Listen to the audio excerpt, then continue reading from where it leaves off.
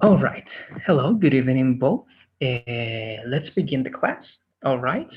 Today we have two lessons to cover, so I'm going to try to go straight to the point with these two lessons.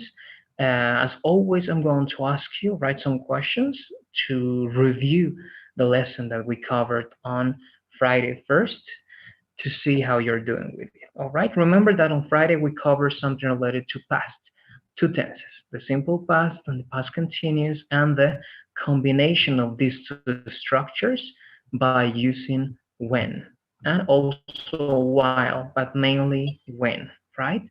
So to begin this class, please, I'm going to start this idea with you, Mariana, if you can help me. Just the things you remember, all right? What do you remember about the topic related to past, simple past, past continuous, and the use of when to connect those two tenses? What do you remember about that, Mariana? Hi, teacher. I remember that it's used for ongoing action. It can use for ongoing action and uh, oh, I remember that it can use for and I had I don't know how I can explain it, but I remember I remember with the formula all of these sorry, I don't know how to explain it.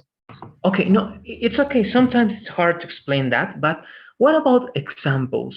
Do you remember some examples in the two tenses, Mariana? Remember, it was the past continuous, ongoing actions, the simple past, right? Definite, specific, right? Finished actions. And the structure when you combine the two tenses with the clause, all right? The first clause in past and the second clause also in past, but in a different tense, right? Using when. Can you give me an example of that combination, Mariana?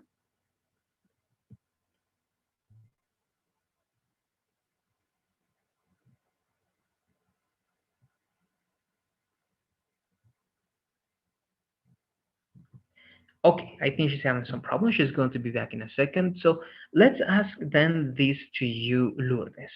Mariana was mentioning very well, right, the tenses we were talking about, but she had struggled by explaining that. How can you explain that briefly?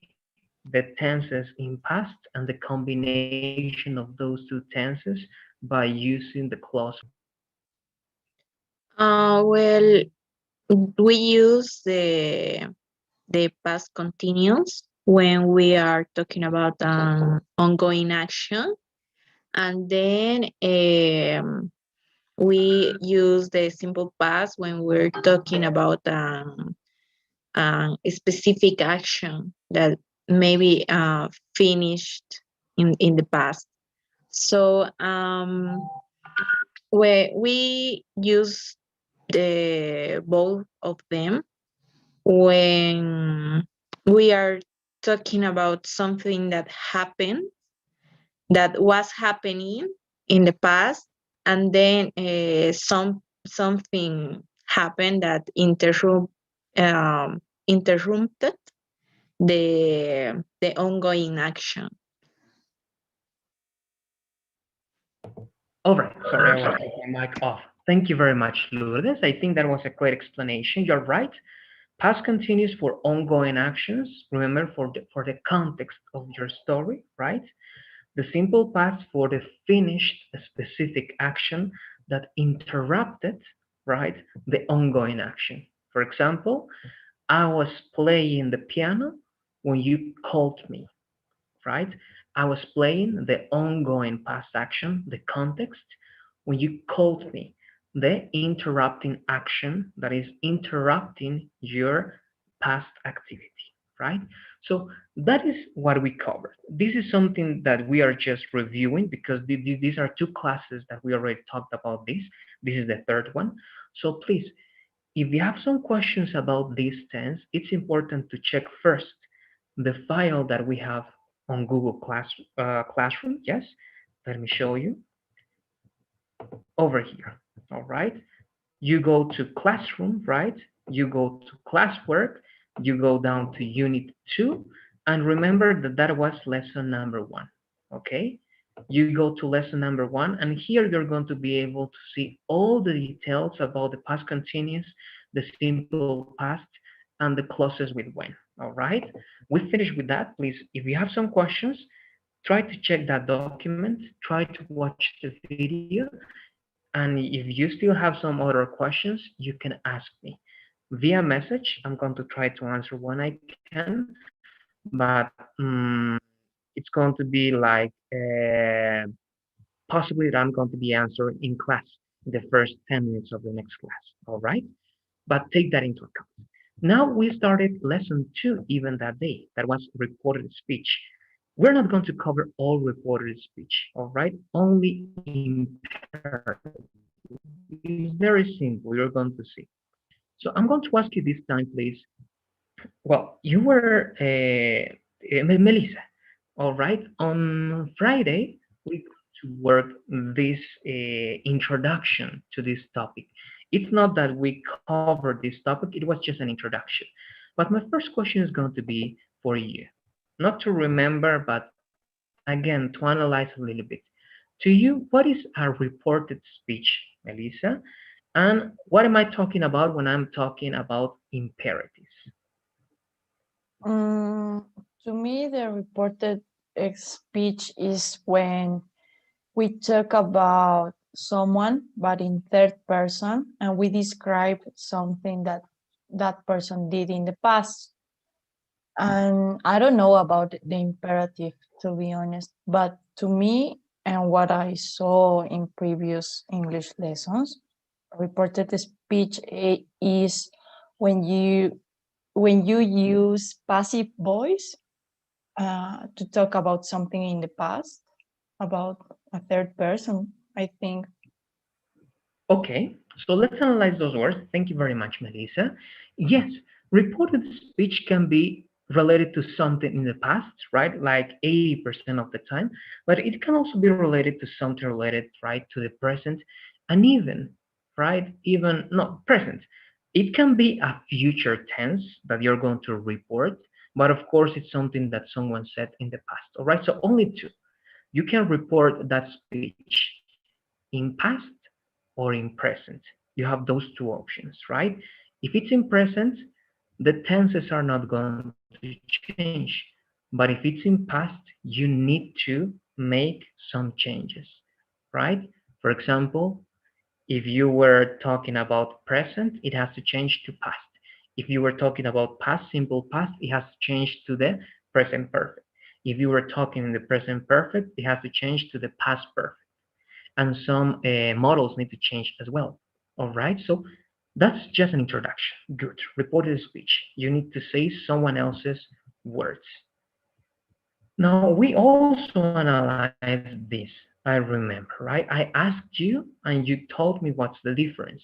The first one is the direct speech, and the second one is the indirect speech. Here, we're going to cover direct and indirect speech, but only for imperatives. But one more time, I'm going to try to make that a concept a little bit better. Whitney, this question is for you. What is an imperative for you? And do you remember or do you know how to write an example in an imperative mode? No, that's my first time that I hear imperative form. Okay, what about commands or orders? Do you know what's a command or an order? No. Okay, we're going to analyze that together with me. Thank you. Let's go back then to you. This time, Mariana, I don't know if you can hear me. Let me see. I see something in the chat. Okay, Mariana, I know that you're having some problems. I read Yes. your messages, but can you hear me well? Yes. Okay, Yes, good. teacher. So can you give me, not the dictionary definition, but what do you understand by the word imperative, Mariana? What is an imperative for you? And do you know an example?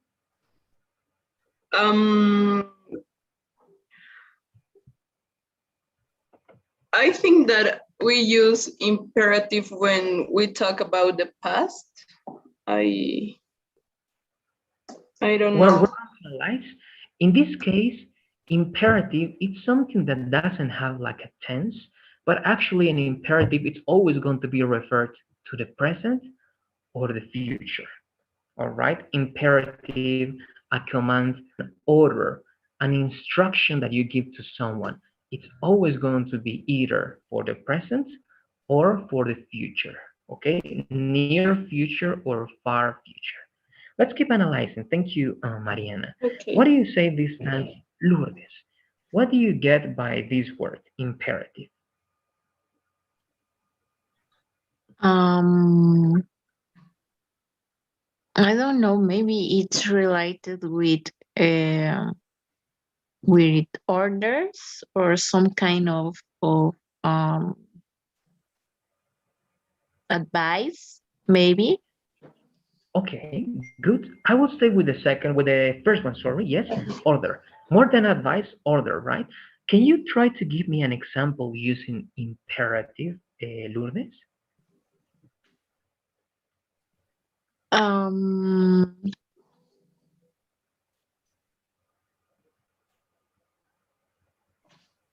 maybe could be like the signals that prohibits something to do, like no eat, or maybe don't we don't allow pets or something like that. Okay, we're very close. Thank you very much, Lourdes. Yes, those signs, right, are going to help us understand what an imperative is.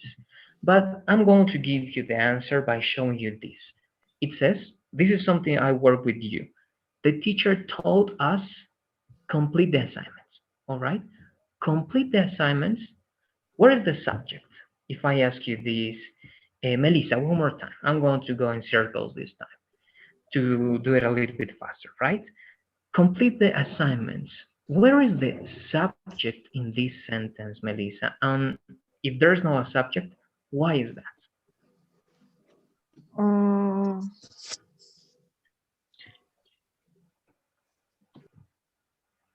I think the subject only in the sentence could be we or you, but it doesn't specify that in the sentence. But I don't know. To All me, right. it could be you or we. Okay, good. That's something interesting that you're saying, Melissa. Yes, the subject is here in this sentence, but it's not like shown, right? It's kind of hidden. And why? Because that's a rule to use imperatives, all right? With imperatives, you cannot use, for example, complete assignments, do your homework, join the class, all right? Do this, do that. Or for example, Lourdes was saying something very similar. Don't smoke, right? Don't, I don't know, right? Don't scream. Don't do this. Don't do that. So you do not use subjects, all right, with imperatives. And only one correction, you were right.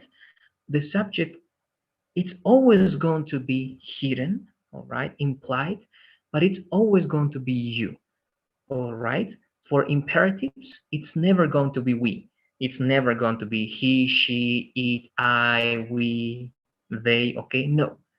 The subject or the imperative form, it's always going to be you and only you, all right? That's very important. Now, with that explained, all right, that's an imperative. An imperative is only one verb in the base form, all right? Do your homework, dance with me, complete the assignments, join the class. Or the negative, it's always going to be with don't and the base form. I'm not giving details because this is something, all right, that it's covered before, but I'm making the review to be sure that you can remember, all right, to be sure that you can remember. Let's continue, and you're going to see some examples of imperatives. Let's read this one, please. Sharai, if you can help me with this explanation about the reported speech, please. Okay, teacher. Reported speech. We use reported speech when we want to tell someone what someone said. We usually use the reported verb, say, tell, ask, etc., and then change the tense of what was actually said in the direct speech. Thank you very much. This is a broad explanation. Again, it tries to cover all the reported speech tenses that we can use. But again, this is a reminder, in this class, in the platform, in this model, we're only going to cover imperatives. If we have time, that's why first I'm going to cover only imperatives. If we have time, I'm going to teach you something related to other tenses. But first, imperatives, all right? So you're going to say or tell what someone else said. That's the idea of reported speech. These are some examples. Help me out with this one, please. Whitney, read the 4 examples, please. Okay, 1, Mary said that her family has traveled. 2, John told us that he was playing the piano. 3, Mariana said that she will complete the assignment. 4, they told the class that the exam had been canceled. Thank you very much, Whitney. So these are 4 examples. Now I'm going to ask you some questions so that you can analyze these sentences. In the first sentence, and I'm going with you, Lourdes, one more time. What do you think are the exact words that Mary said? Because here, if you realize, Lourdes, in the first sentence, the first example, this is like indirect speech, all right? This is already indirect speech. So you are saying Mary said that her family has traveled. But this is the question one more time, Lourdes. What do you think that were Mary's exact words?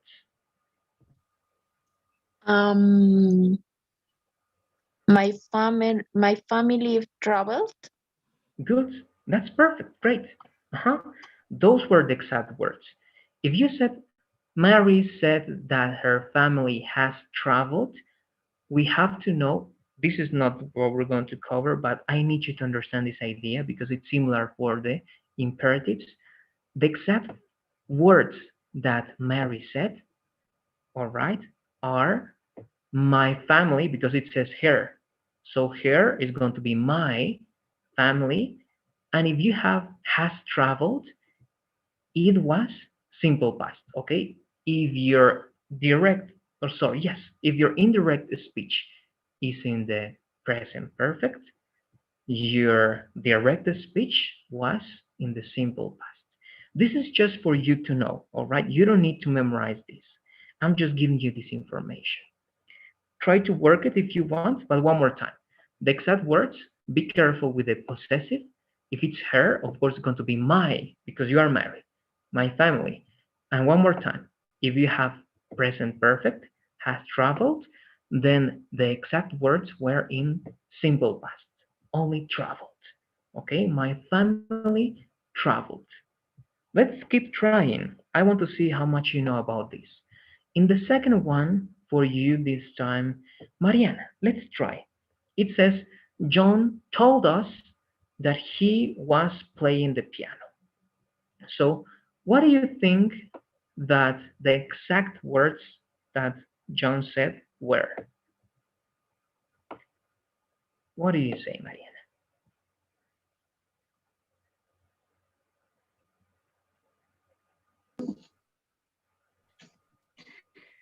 He was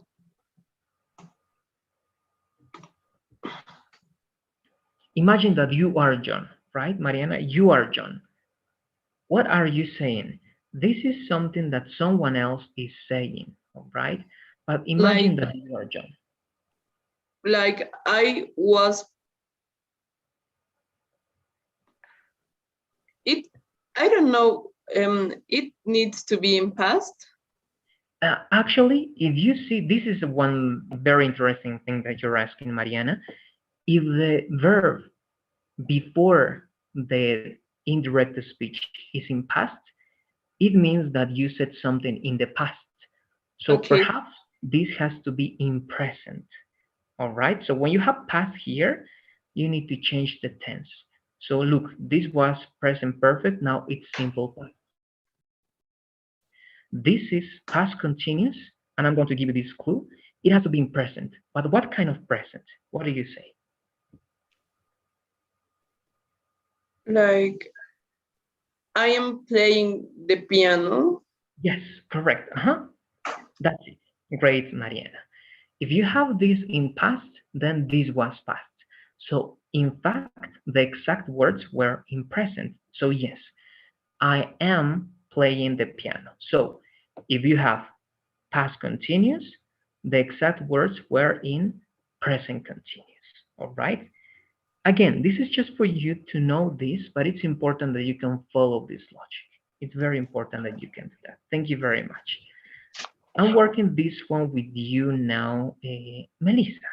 Let's try this one with you. This can be tricky, but let's try. It says Mariana said that she would complete the assignment. What do you think were Mariana's exact words? I will complete the assignment. Good. Perfect. That's great. So you know this. The past of will is would. So if you have would, it means that the main sentence was in future, will. So yes, you change that she to I, and it's going to be I will complete the assignment. All right, that's perfect. One more time, this is just for you to know, but you can, if you want, understand this in a better way. I will complete the assignment is the exact words, all right, or are the exact words. I will. One more time, would is the past of will. And as this is in past, you need to change this to the real form. Let's go to the next part. Number 4, and this one is going to be for you. Mariana, you have a question, I think. Let me know, please. Yes, in the second sentence, you told us that he was playing is in the past continuous. And if he is, Correct. it is in simple past. If it was simple past, you change to simple present. Okay. All right. So, for example, if I say this, Mariana, very close, I'm going to say Melissa said that she went to the cinema. All right. Melissa said that she went to the cinema. What are the exact words that Melissa said?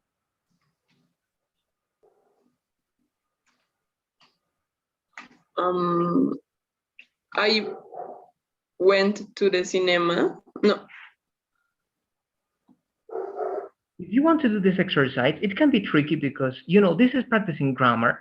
It's going to sound weird, but you only change it to the simple present. All right, only change it to the simple present. Sometimes they are going to tell you that you can keep the tense, but according to the rules, all right, according to the rules, simple past changes to simple present. All right, so that went is going to change to go. Okay. If you say I'm going, oh sorry, if you say went, it's going to change to go. If you say I was going, it's going to change to I am going. All right. If you say would, it's going to change to will, because will is like not the present, but it's the main form of would. Okay, so there are some changes. And again, in this topic, we're only showing this. You don't need to memorize this because this is not going to be in the platform, but it's important that you understand that in reported speech, Mariana, the tenses or some details are going to change.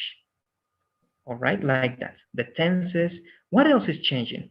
The tense and the possessive words that you have, right? Those are two important things that change when you work with reported speech. All right, I don't know if you have any more questions, Maria. Let me know, please. No, thank you. Okay, perfect. And the last one, it's going to be for you, Lourdes. Number 4, please. They told the class that the exam had been canceled. And no, I think we were with the first one, Lourdes, right? With you. Please confirm that. Yes, I did the first one. Okay, good, perfect, sorry. Then it's going to be for you, Sharai. All right, number 4.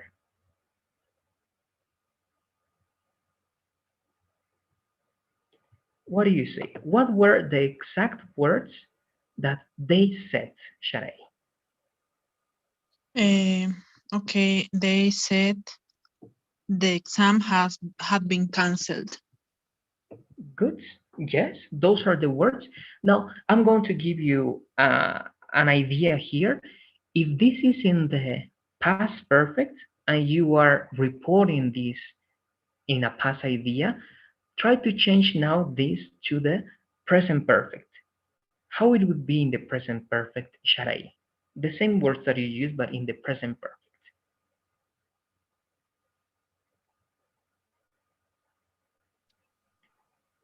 The exam is being cancelled. Very close. Has Is exactly has. has Good. has been cancelled. Yes. Has, right? Has. It's okay, has. Very good. Because had, it's past perfect, all right? Has and have are present perfect. Good. The exam has been canceled, all right? Those were the exact same words. So again, if you want to learn more about this, you're going to do it. This is just an introduction. We are not going to cover these tenses, all right, with me, this model, I think.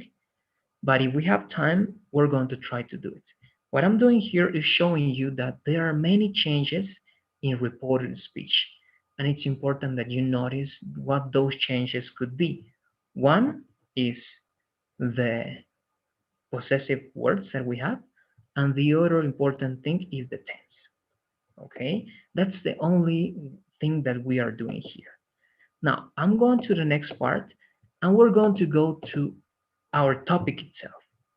This is imperatives, all right? And this is what we need to cover here. Direct and reported speech with imperatives.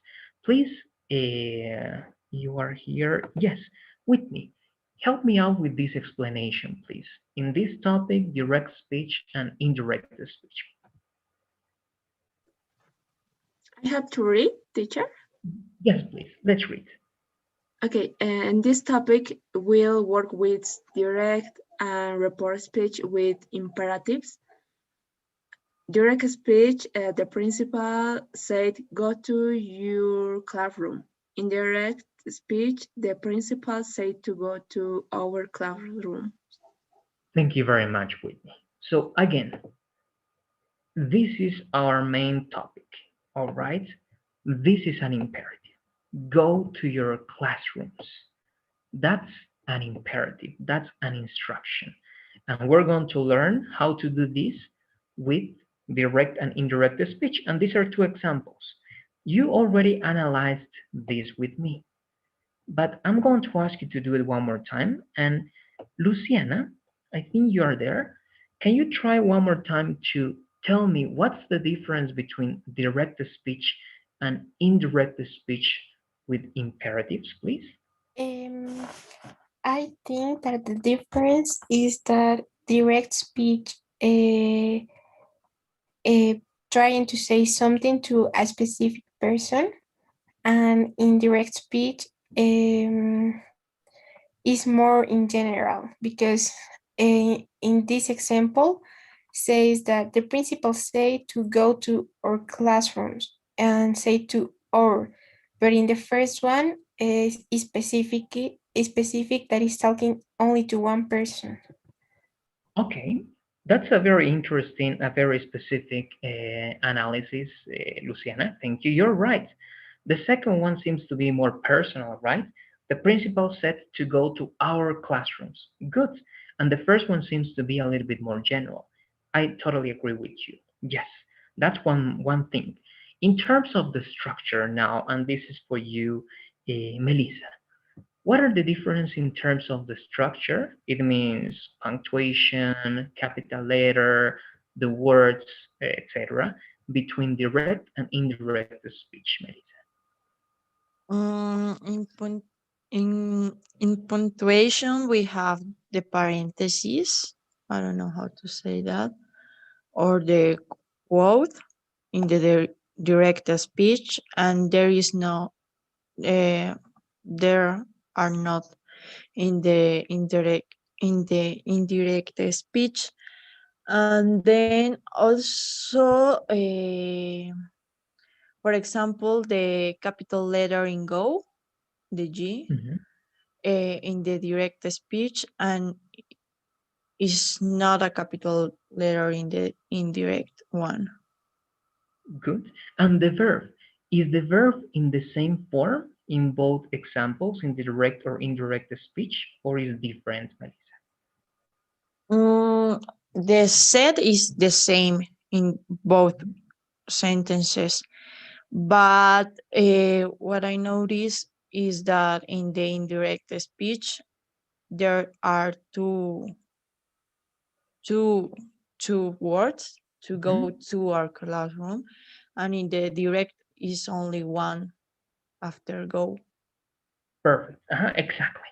And that tells us something. Thank you very much, Melissa. Yes, I'm just going to remind you, this is important for you to know. You're going to call these quotation marks.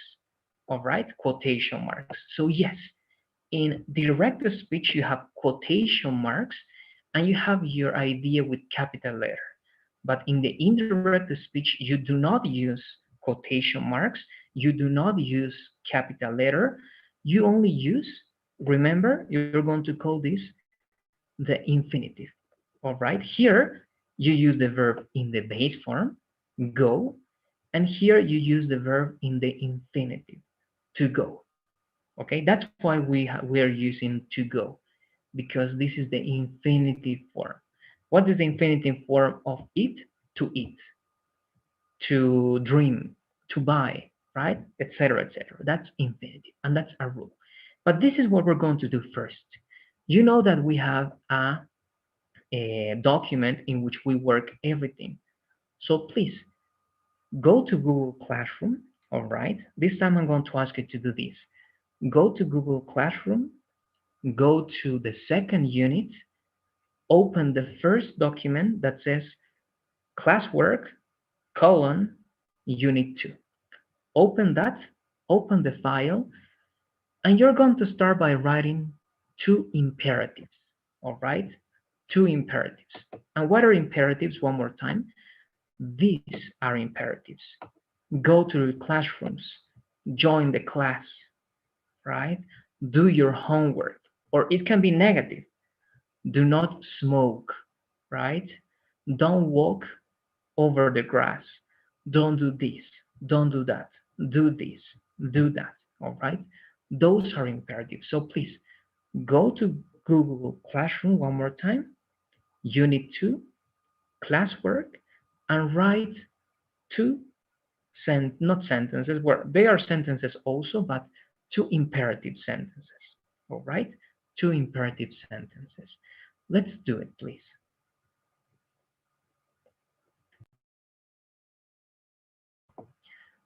And also one thing, it's better if one is affirmative and the other one is negative. Remember that all negative imperatives are with don't or do not.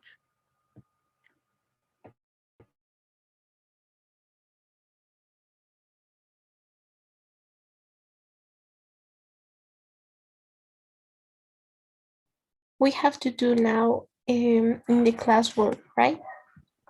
Yes, that's correct, Luciana. Go to classwork, and in the file that we always work, unit 2, write these two imperative sentences, one affirmative and one negative.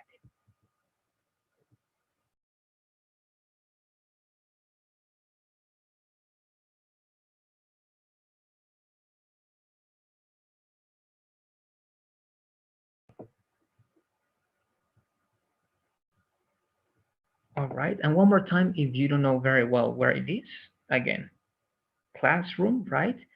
Classwork, you go down until you find unit 2, and you have to click on classwork.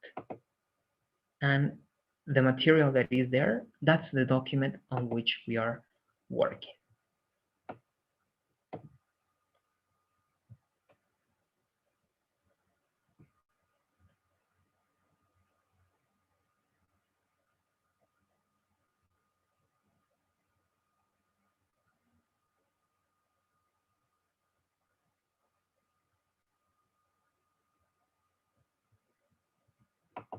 Good. I have 3 people here already. I know that some of you are having some problems with your internet connection, so that's why I'm only going to send this time the link, so you can find the link of this document in the chat.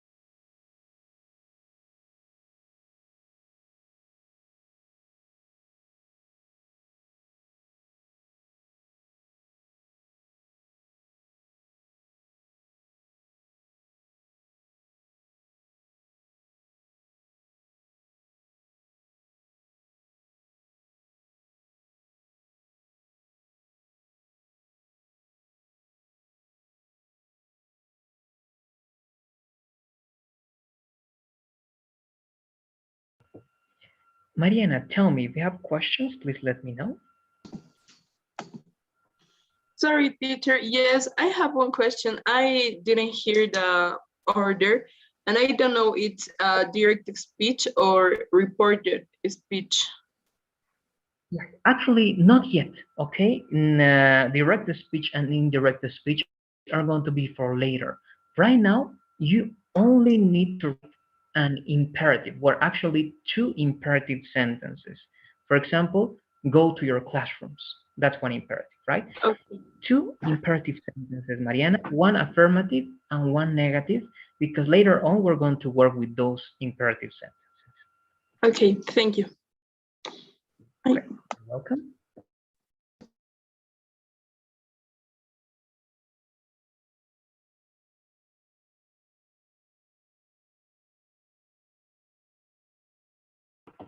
All right, and just in case, Mariana, remember that all negative imperative sentences start with don't or do not.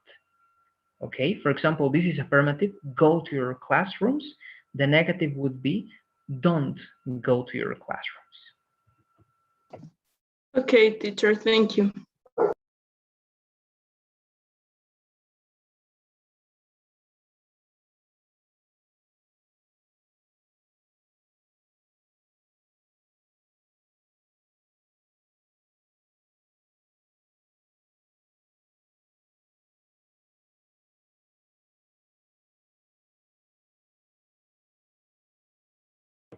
All right, this is very short, right? You can write like very complex imperative sentences, but it's not the idea here. So no need to do it. With short ones, it's okay. Let's begin with you, please, Sharai, if you can read your 2 imperative sentences.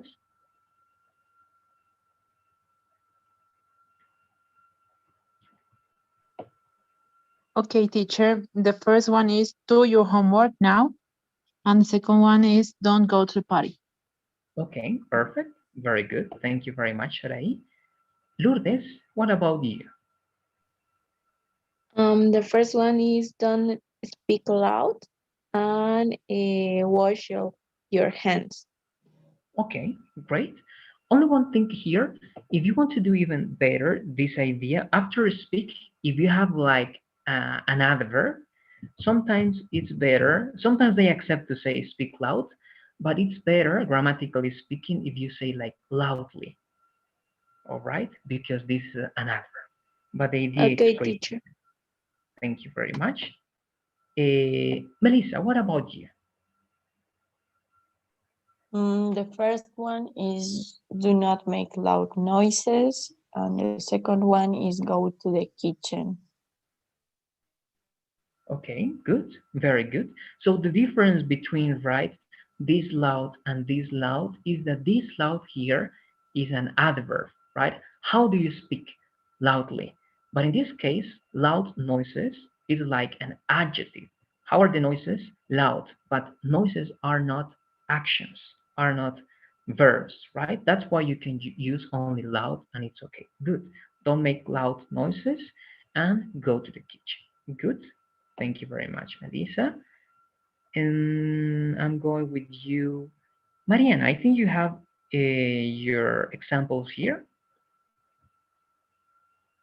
Yes. The first one is don't do bad things, and the second one is go to your classes now. Okay, that's great. I see no mistakes. Just remember, I think it's just because of the keyboard, right? Don't forget the apostrophe over there, but it's perfect, right? Okay. Don't do bad things. Great. Thank you very much, Mariana. Whitney, let's go with you, please. Okay, don't get out and clean your room. Good. Very good. Yes, no observations there. Thank you very much. And Luciana.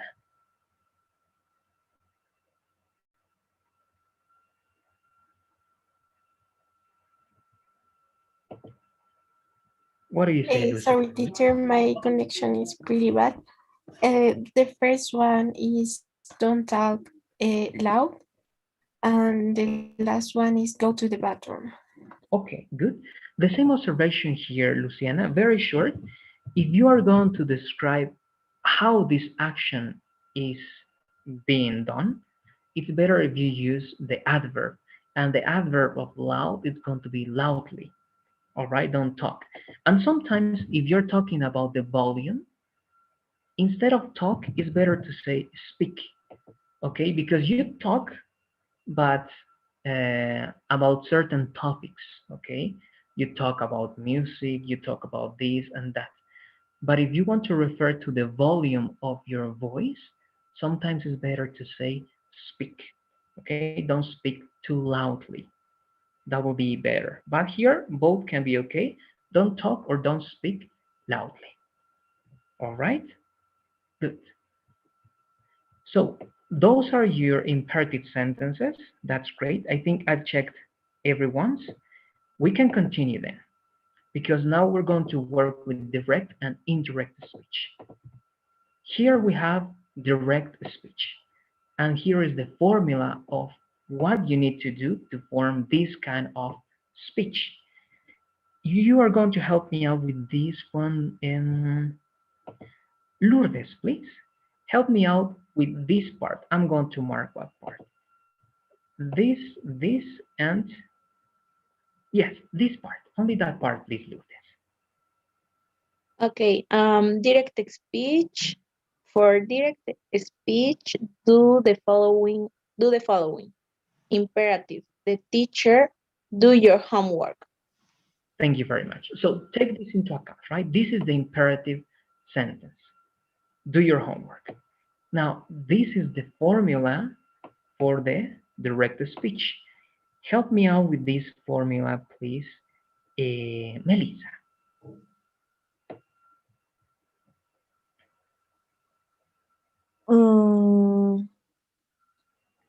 It would be who plus say, tell or ask, plus to whom, plus comma or colon, plus quotation mark, plus capital letter, the exact words, plus period, plus quotation mark. Thank you very much. I'm being very specific, okay? Again, some of you are being prepared for the TOEFL test. Some of you are going to take other international tests. So if you really want to get the highest scores in those tests, in the writing part, for example, you need to write direct speech like this. All right? always comma or colon, okay? Those are your only two options, comma or colon. Here, for example, you were using a comma. Then quotation mark. After the quotation mark, even if it's a comma, okay, it doesn't matter. Even if it's a comma, it has to be with capital letter. All right, comma or colon, quotation mark, capital letter, the exact words. This is important, right? In direct speech, you use the exact words. Don't change the words, okay? Do not change the words. Then also this is important because many make mistakes. Period, and at the end, the quotation mark, okay? Don't say quotation mark, then period. It's going to be incorrect in terms of writing, okay? First period, and then quotation mark. Please, I want to know who's here. Sharai, let's read the example, please, down below. Okay, the teacher told us, do your homework. Thank you very much. So let's see if we are following the formula. We have the teacher, that's who, right? Who? The teacher. What is the action? Told. To whom? Us. Comma, quotation mark, capital letter, do your homework, right? Period and quotation mark. As you can see, I'm following the formula, right? From the very beginning until the very end. One more time. Who, the action, to whom, comma or colon, quotation mark, capital letter, exact words, period, and quotation mark. So let's work with this, please. You know this formula. If you have any questions, let me know. If you don't have questions, please go to the document one more time and please write the direct speech of your two imperative sentences. Okay, that's what you need to do. Go to the file and write the direct speech of your two imperative sentences. Let's do it, please. And if you have any questions, please, as Mariana did it, you just can raise your hand and I'm going to ask you what's happening.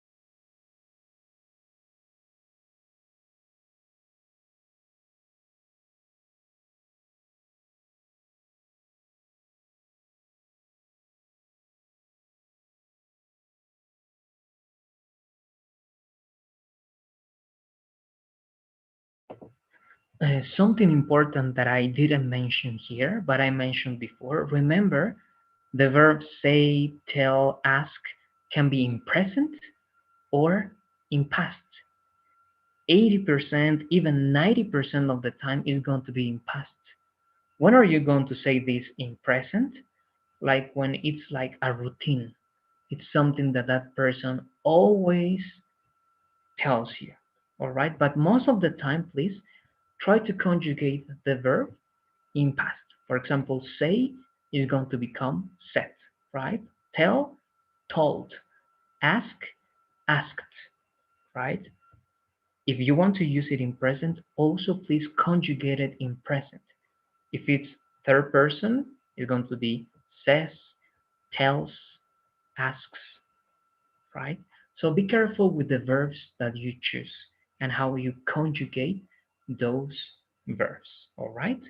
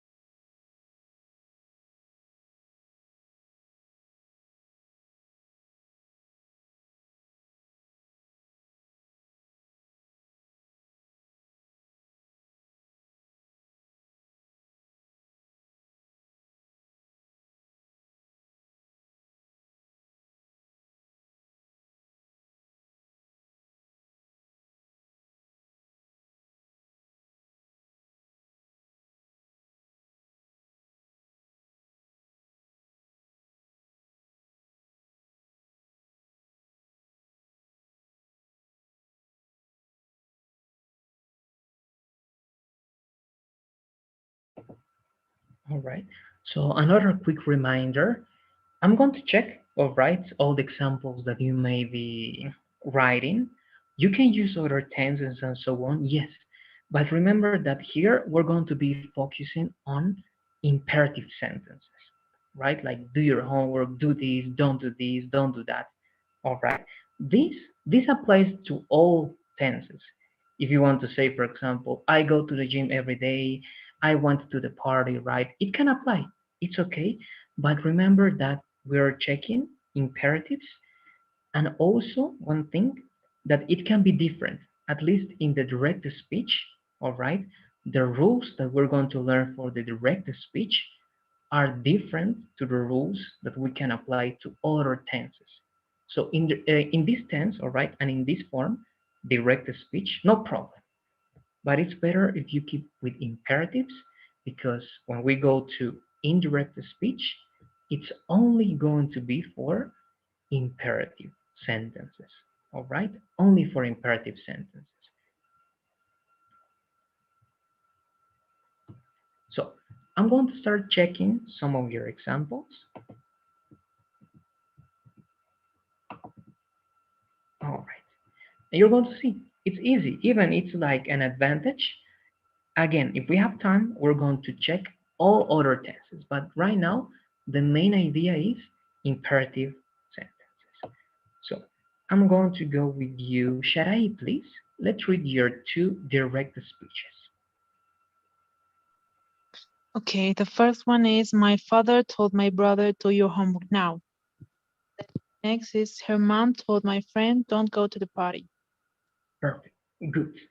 There's only one thing that we are not going to correct that yet, because it's something I'm going to show you in a minute, all right? But the structure that we're using, this is perfect.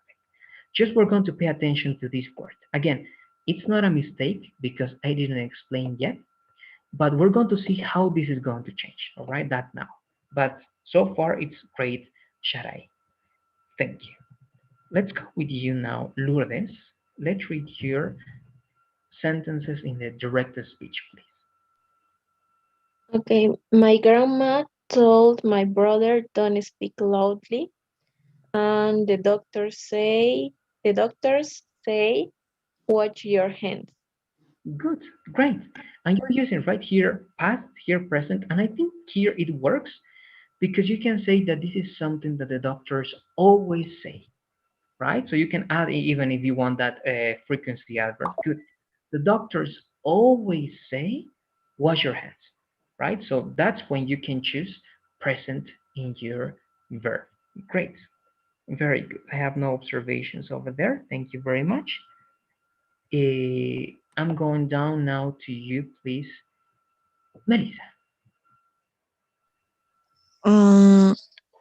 My sister said to me, do your homework. And the last one is, I told him, go back to the restaurant if you think that you left your jacket there. Good. Great. Very good. You're using again past in the two ideas. Now, this is very important. Not many people know this, but you know this very well, Melissa. That's great. If you use the verb say, right, you need to use to before the object. But if you use tell, right, you use the object directly, right? No preposition or no particle. So this is perfect. Just remember that, please, the rest of you. Say always with to and tell no prepositions, directly the object. That's why many people prefer to use told with objects and with say directly the idea and not the object. But you can use the object by doing this. So it's valid. Very good. I'm going to keep this idea with you. Yes, this can change just sometimes, all right? Not always, but we're going to see. In the next part, as I did with Sharai, all right? We're going to see some extra changes, but it's great. Thank you very much, Lisa. I'm going now with you, Mariana, please. Okay, the first is my mom tell me don't do bad things. And the second one is the principal told me go to your classes now. Okay, good, very good. I have very little details. Remember, always capital letter after that idea, even if it's a comma.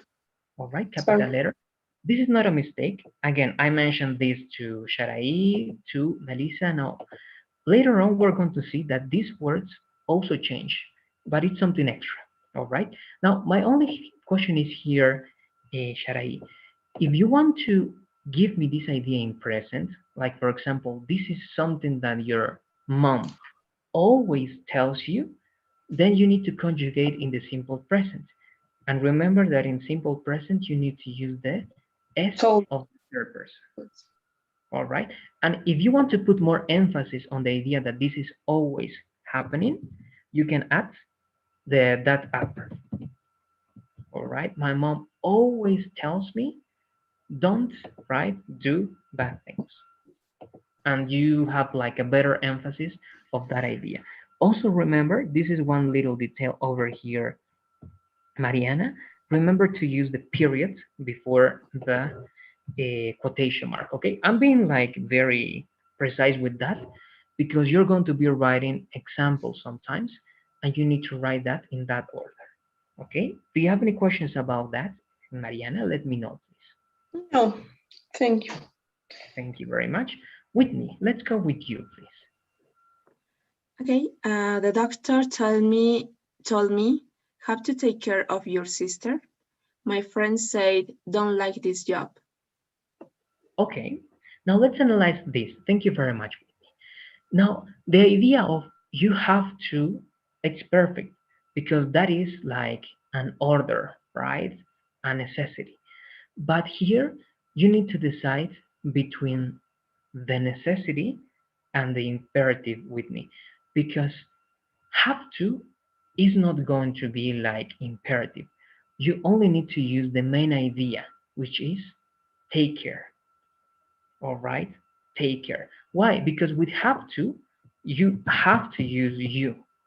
You have to take care of your sister. This is one option. The other option, you eliminate you and you eliminate have to, and you only say take care of your sister. All right, that's going to be the imperative. You cannot mix have to with imperatives. All right, that's the only thing. And here, this is also weird, Whitney. It's comma, but even if it's a comma with this idea, at least in the rules for Cambridge, for TOEFL, and so on, they are going to tell you to write this idea with capital letter, even if this is a comma. All right, even if that's a comma. That's it. But the rest of the idea seems to be great. Past, past, and the ideas. Take care of your sister. Don't like this job. Now, in the second one, right? My friend said, remember that we're working with imperatives. Imperatives are instructions. If you say this one with me, it's like your friend is telling you, it's ordering you, all right? It's obligating you. Don't like this job, all right? It's like obligating you to do that. But I think that no one is going to tell you, don't like pizza, right? It's like that, right? You don't have to like pizza. It's like saying that idea. It's like your friend is telling you, right? You don't have to like this job. So it's going to be a little bit weird, right? Did you wanted to give me that idea with me, or do you want to change this imperative sentence over there? I don't understand what is imperative, but I understand now, and maybe could be my friend said, don't don't go, don't decide this job. Okay, don't Don't decide this job. Okay, don't decide. You can say don't decide for this job, or it's better if you say don't take this job. Oh, All yeah. right, don't take this job. Oh, yes, now that's imperative. You see with me? If you want to check what is imperative, it's very similar to you have to. Instead of saying, for example, you don't have to take this job, you're going to say don't take this job, right? Don't take this job. So there you go. Perfect. Thank you very much. And Lucian is not here. She's having a lot of problems. I hope she can watch the class. That's a shame. Well, that's it. Let's go to the next part. Here we have some examples. It's similar to what you were doing, right? That's it. Now, reported speech, okay? Reported speech is also called indirect speech. Let's read about indirect speech, please, with you. Mariana, help me reading the first part and the imperative, please, Mariana.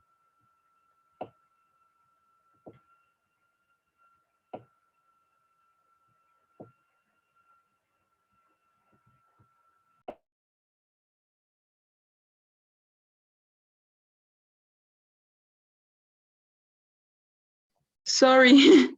um, my microphone was turned off, but for reported speech, do the following. Imperative. The teacher. Do your homework, don't copy. Thank you very much. So this imperative or right idea has two imperative forms, right? Do your homework, don't copy. Now let's see what's the formula for this indirect or reported speech. This is the one. Sharai, please help me with this formula, please.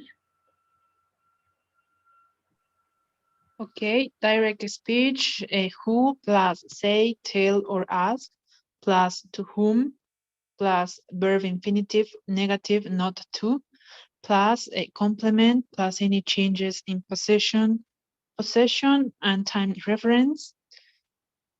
Just that, right? Yes, just that. Thank you very much, Sharai. Good. Okay. Now take this into account, please. In affirmative is infinitive. In negative, it's also infinitive. Some people don't know this, all right? The negative of an infinitive is not to. Okay? Do, to do is affirmative infinitive. Not to do, not to copy, not to eat is negative infinitive. So you have to pay attention. If this is affirmative, then you are going to use the affirmative infinitive. If this is negative, you're going to add not before the infinitive. And remember that this is optional, right? everything that is in parentheses is optional. If you have an object, to whom, write it. If not, not necessary. If you have a complement, write it. If not, not necessary. And you have two examples there, right? You're going to help me out with this one, please. Melissa, let's read the two examples, please. The teacher told us to do our homework, and the teacher told us not to copy. Thank you very much, Melissa. So what are the changes that you have to do? First, you don't have commas, you don't have quotation marks, you don't have capital letter. The verb is not in the base form, it's in the infinitive form. And also pay attention to this. Here it says your homework, but here it's saying our homework. Okay, when you write reported speech, please take it more personal. As Luciana was saying at the beginning, right? Luciana said the reported speech is more personal, the other one is more general. Yes, so you need to change the possessive words to make it more personal. All right, our homework or my homework. Do those changes. All right, so let's do the same, please. All of you, go to the file and write two reported speech sentences. All right, two reported speech sentences. You can use the same imperative sentences that you have if you want, or you can explore with other ones. That's up to you. But follow this formula. Let's work, please. And again, any questions, just ask me or raise your hand.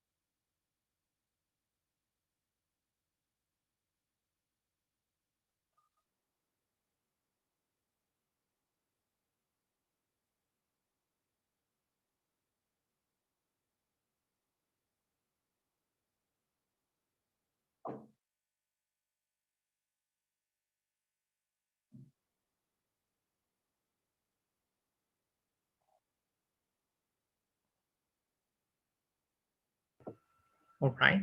So if you want the people who wrote the imperative sentences with now, there, try to write the same sentences. All right, at least that sentence. Try to write the same imperative sentence so that we can see what the change is going to be. All right. In the direct speech, no problem. But in the indirect speech, you're going to see that there's one important change. We're going to see that in a minute.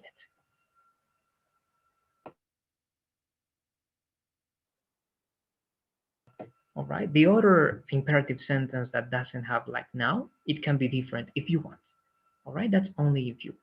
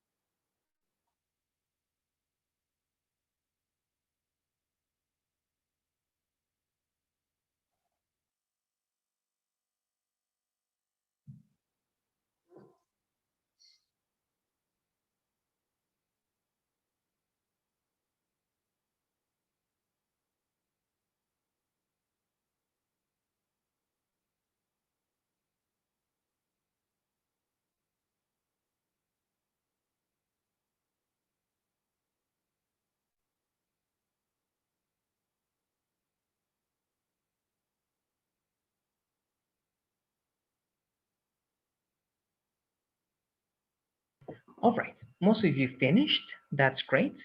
Let's start checking this. And Sharai, let's start with you, please. Okay, the first one is my father told my brother to do his homework now. And the second one is my friend told me to carry her home after party. Okay, good. In that idea, yes, the after party, the after can be understood, but perhaps you can still use the definite article, right? Because if not, it's going to be considered like a mistake over there. So you can say after the party, right? After the party. But good, good, great. So one more time, we're going to see now what happens with this little word over here, right? This is something I mentioned. We're going to see in a minute. Good.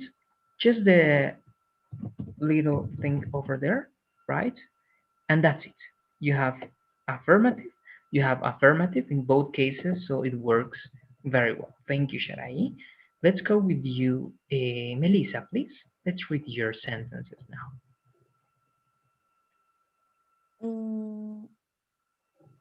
The first one is he said to her sister to do the laundry, and the last one is I told him to go back to the restaurant if he thought that he left his jacket there, but I don't know. It's correct. Good. Yes, actually, it's very good. We're just going to see again what happens with this. It's not like an obligatory change, this, Melissa, but you can do it. You're going to see what words are like very important to change. This is something extra that I'm going to show you. All right. But yes, the change is very good. Infinitive and the structure. That's the most important thing. And it's perfect. If you want to be more precise with this, we're not learning the change of other tenses. But again, if you want to be even more precise with this, like for the future, all right, you can change this simple past to this present perfect. It says like past perfect, but I would say this to only the present perfect. We're going to keep that idea, but one more time. The simple past can be changed to the present perfect. We're going to understand why later on. That's good. And Mariana, let's go with you, please.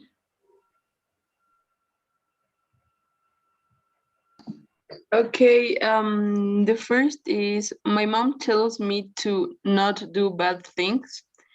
And the second is the principal told me to go to the classes now. All right. So again, we're going to take this into account. And there's only one little detail here, Mariana, in the negative form, right? Remember that the negative is going to be not to do. All right. That not has to be before the infinitive, Mariana, like in this example over here. All right. Not to copy. So here it has to be not to do bad things. All right. So first not, then infinitive to do, and then the complement. Good. Great. You have those two ideas there. Thank you very much. I'm changing this. That's it. Now, Whitney, let's go with you, please. Okay, my aunt told me to help her.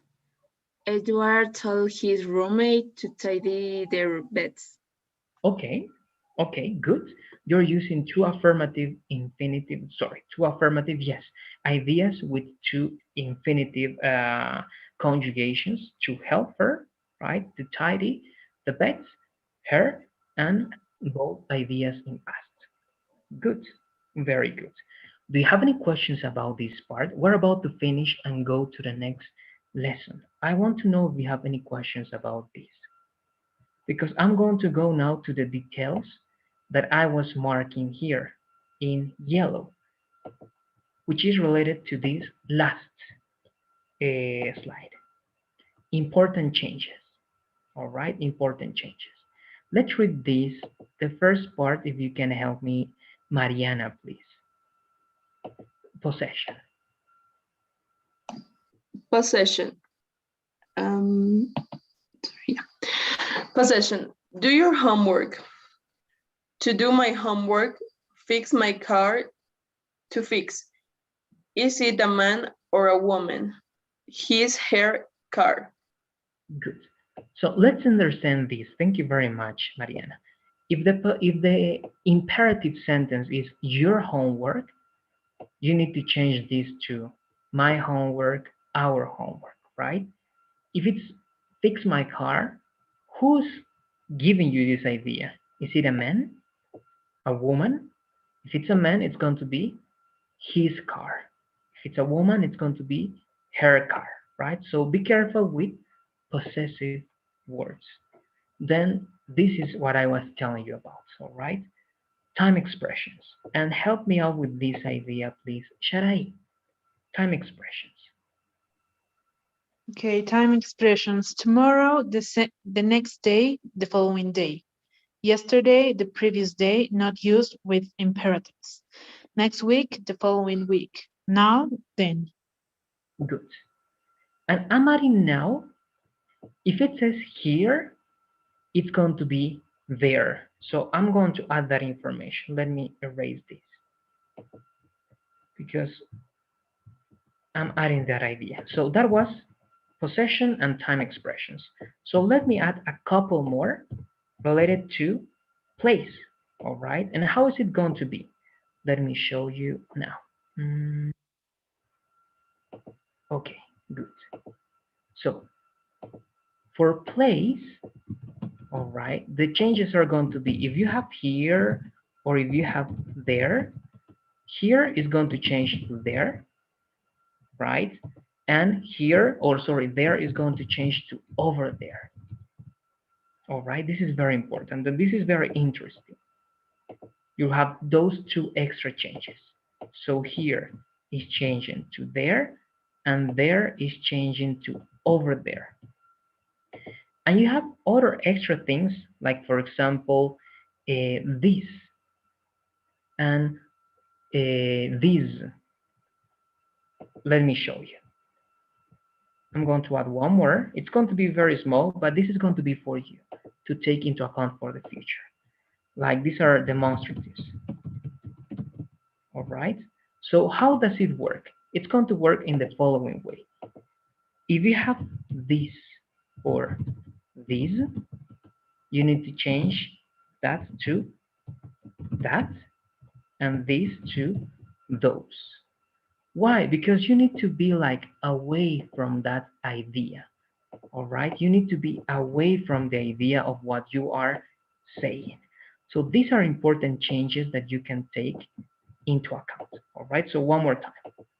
In possession, you change this your to my to our. You change this my to his, her. You change tomorrow to the next day, the following day. The next week goes to the following week. Now goes to then. Here changes to there. There changes to over there. This changes to that. This changes to those. So when I was marking this in yellow, it's because in the direct speech, no problem. But the indirect speech, this has to change to then. Okay. My father told my brother, do your homework now. My father told my brother to do his homework then. All right. That's very important to take into account. We have some more. It will be the same in the examples with there, right? Here, you can only say that over there to make it more precise. And this one, again, is going to change to then. So those are only extra changes related to specific words. But that's it. With this, we are finishing this structure, all right? Reported speech with imperatives. Do you have any questions? Please let me know. Teacher, Yes, tell me, Whitney. I have a question. I want to understand. This report speech is a type of other report speech. Yeah, I mean, you have two types of speech, right? You have the direct speech and you have the indirect speech. The direct speech is this one, right? This is the direct speech. In the direct speech, you use the exact words, right? The indirect speech, or the other name is reported speech. is when you change the words, all right, to say what the other person said, but making some changes, like for example, the tense, the possession, the time expressions, the words that we said, right? The demonstratives and so on and so forth. It's only one of the two ways that you have with me, one of the two ways to say what a different person said. It can be direct with the exact words or indirect with some changes. So all the time have to be obligation? In what way? Obligation for what? When you want to say what other person said? Yes. Yes, at least. And remember, this is only with imperatives. You can do the same procedure with all the ideas. But yes, if you are going to say what other person said in terms of imperatives with me, do your homework, go there, do that. Yes, you need to follow this structure. All right. Okay, but there is other examples that is not with imperative. Yes.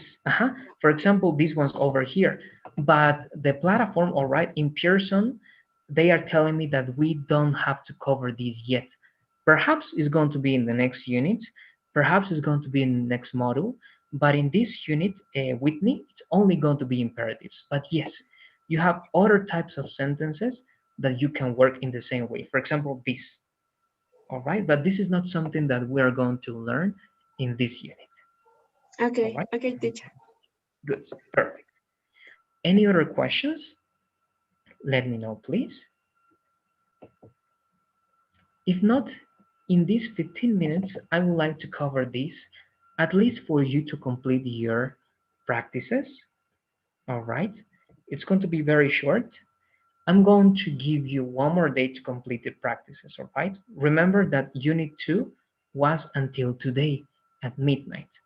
I'm going to give you one more day so you can complete those assignments until tomorrow at midnight also. Why?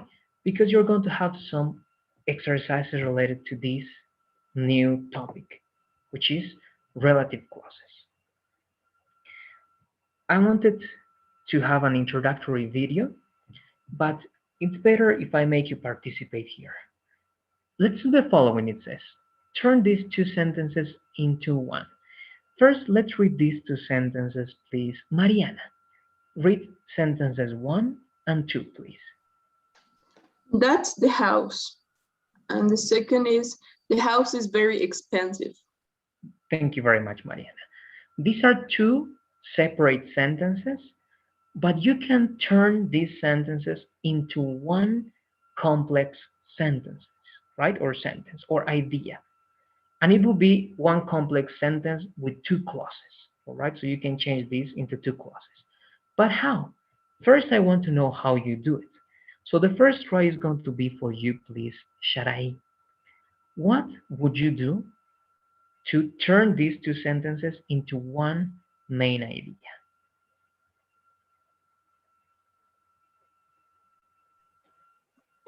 I have to give the answer, or Yeah, you can give me the example if you want directly, Sharai.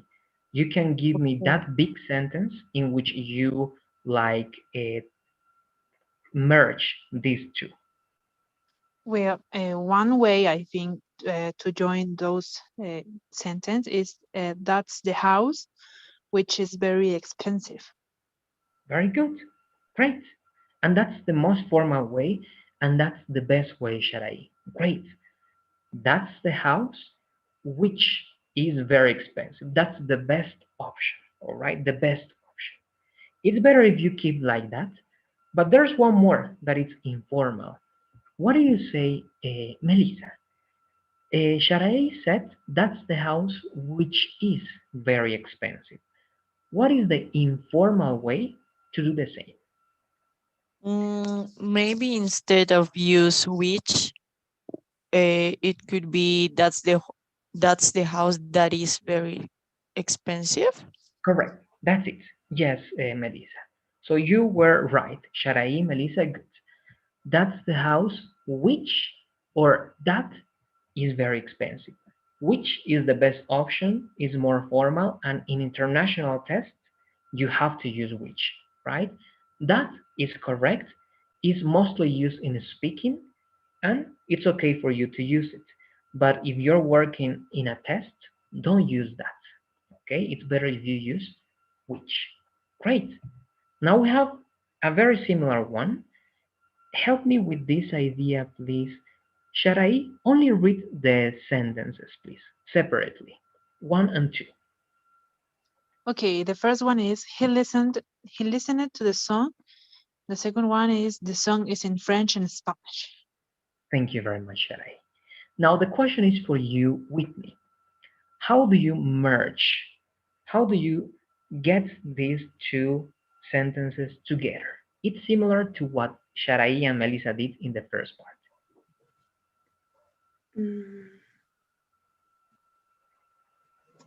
I don't really understand the first example.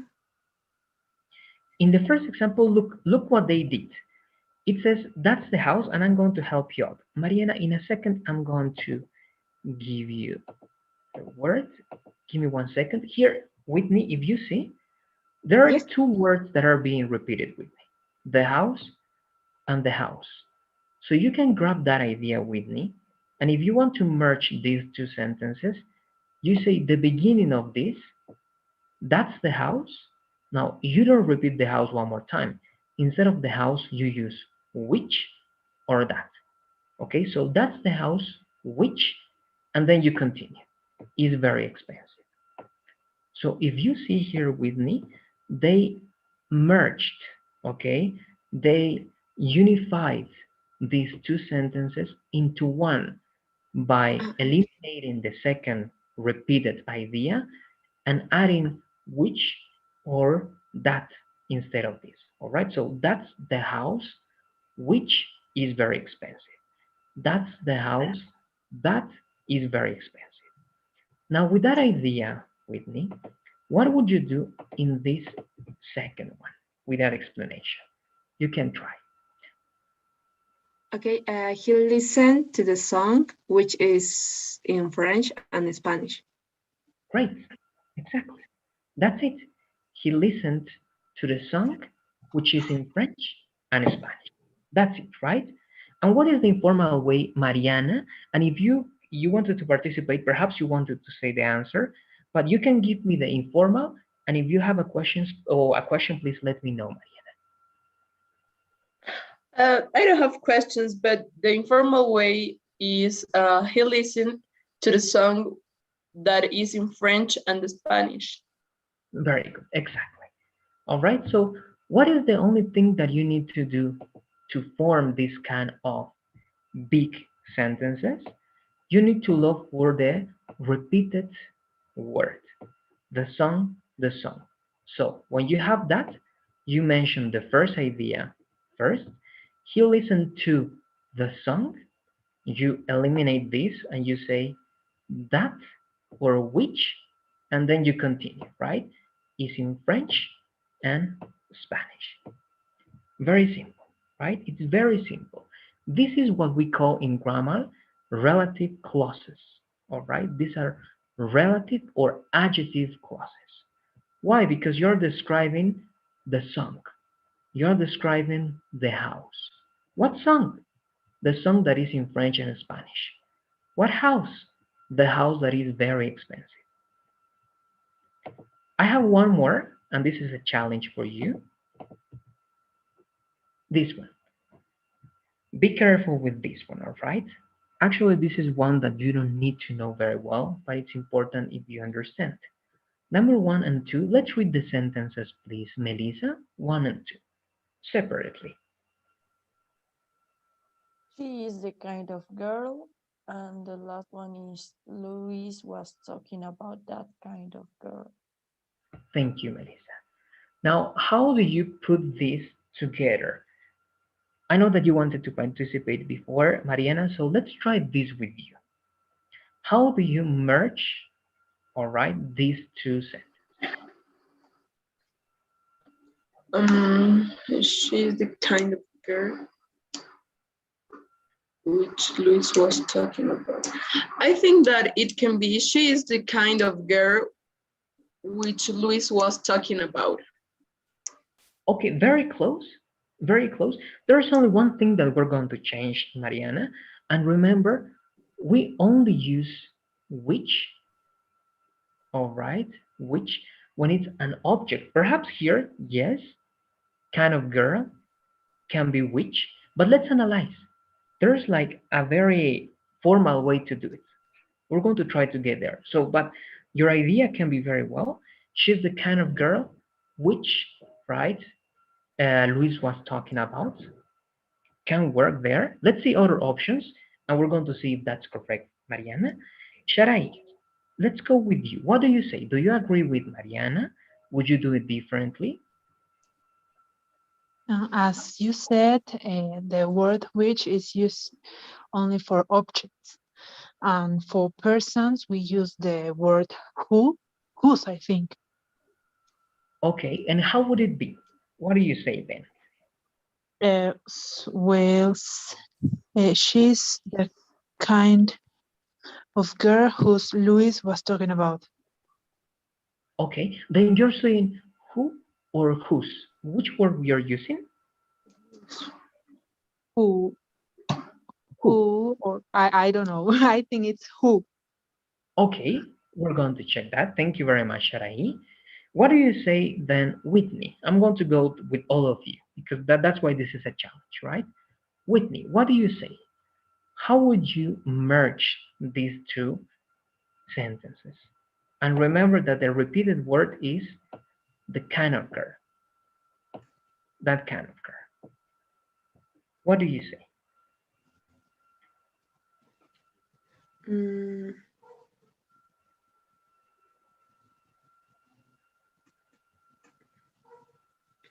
I think that she is the kind of girl whose Luis was talking. No, who Luis was talking about. Okay, who Luis was talking about. So we have two options with who. Thank you very much, Whitney. And let's check this one more time with you, Melissa. What do you say? Do you agree with your partners? Do you agree with Mariana? How would you, all right, unify these two sentences? I think that I was thinking the same that Sharai was thinking about, instead of which, like use whose or whom. To me, it would be like she's the kind of girl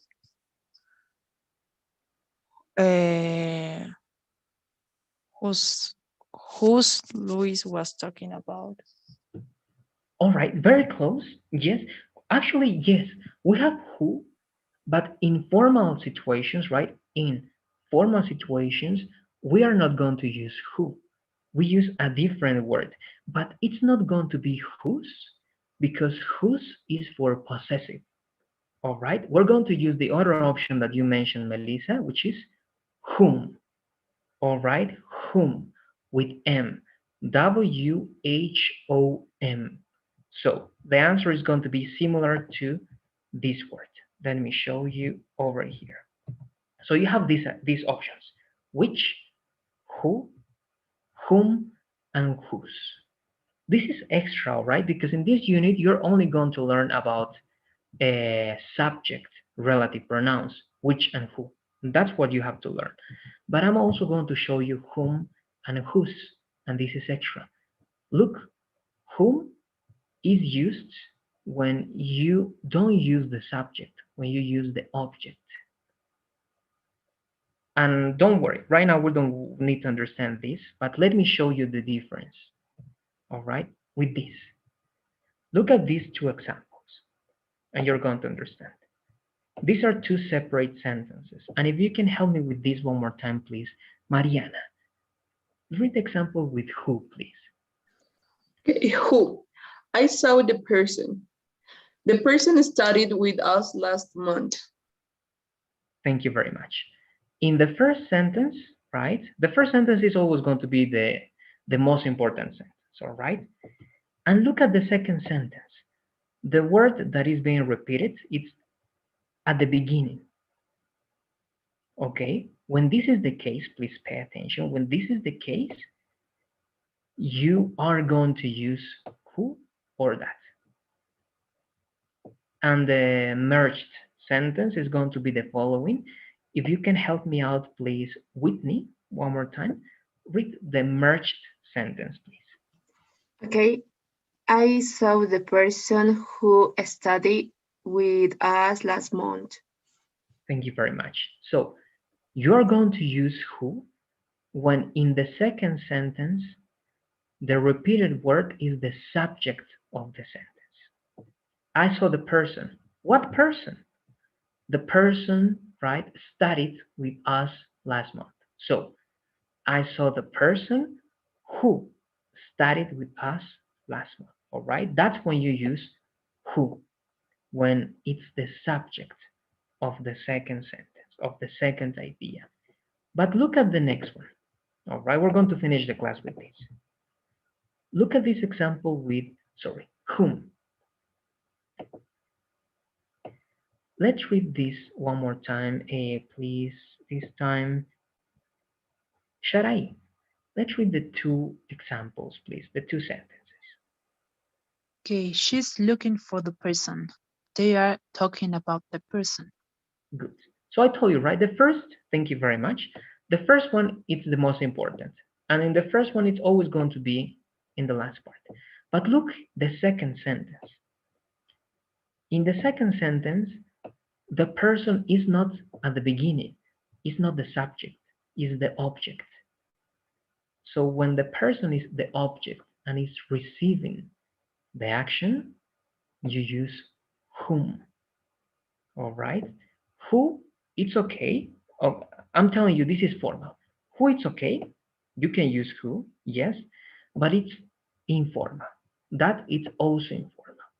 The most formal, and that's why I was asking you, okay, the formal way is whom. So let's read the sentence, please, Melissa. She's looking for the person whom they're talking about. Yes, whom they are talking about, or you can say about whom they are talking about. All right, so you're going to use whom when your person, all right, when the person is the object of the second sentence.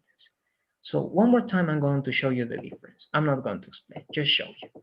Look, here, the person is the subject of this sentence. So you use who. Here, the person is the object of this sentence, right after the preposition. That's a very interesting clue. It's almost always going to be after a preposition. So if it's after the preposition, you use whom. All right, and that's very formal. And that's it. That's going to be the introduction for the next class.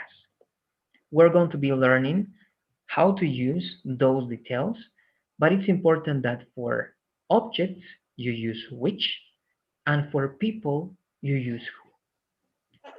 Do you have any questions about this introduction? Please let me know. Again, if you want to take a look at these examples, you can go there.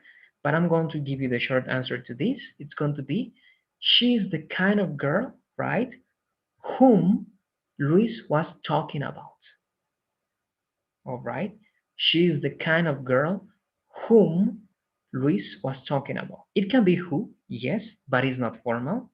It can be that, yes, but it's not formal. All right? That's it. Any questions, please let me know. If not, as always, I'm going to ask you to fill out the survey, and I'm going to be waiting for you tomorrow for the conversation. And also, if you have more questions related to this topic, you can ask me in the conversation. All right? There you go. That's going to be it. Thanks for being in today's class. I hope that I see you tomorrow. And that's it. Have a good night and see you tomorrow, girls. Bye, teacher. Thank you. Bye, teacher. Bye-bye. See you tomorrow.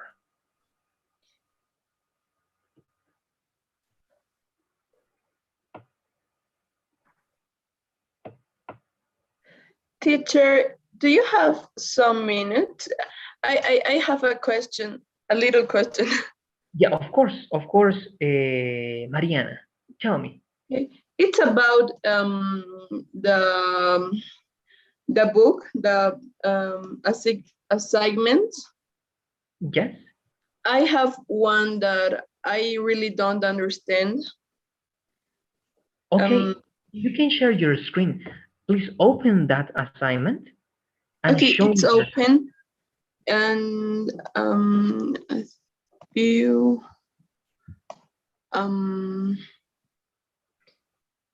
polls. Share screen. Okay.